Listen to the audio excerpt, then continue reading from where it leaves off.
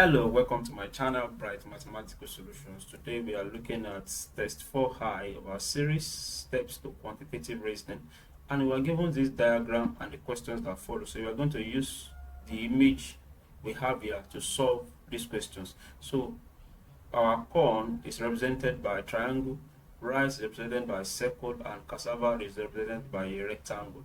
Now, the question goes to us, what portion represent farmers who grow rice but not corn or cassava? What they're asking us here to find is farmers who grow rice only.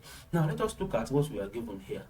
So we have a circle here, and we have 2, 5, 7. So the only portion that has only rice, remember, rice is for circle. This is circle and rectangle and triangle. This is circle and rectangle. But this only portion that has only rice, that has the circle alone, is 7. So our answer here is B. 7. Rice only. What portion represents farmers who grow cassava but not corn or rice? That means who grow cassava, and rectangle represents our cassava. Now, this is the portion for the rectangle.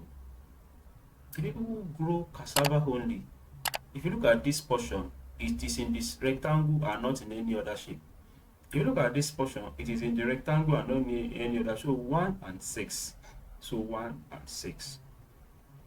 What portion represents farmers who grow both cassava and corn but not rice? Cassava and corn. Remember, cassava is rectangle, corn is triangle. So let us take the shape rectangle, and this is triangle. So the only thing that binds them together is this portion.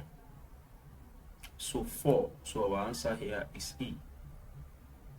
So that is the solution to this particular question. So if you have any question, please post it in the comment section. I will find time to attend to it. Till I come your way next time, please subscribe to this channel and be good. Thank you.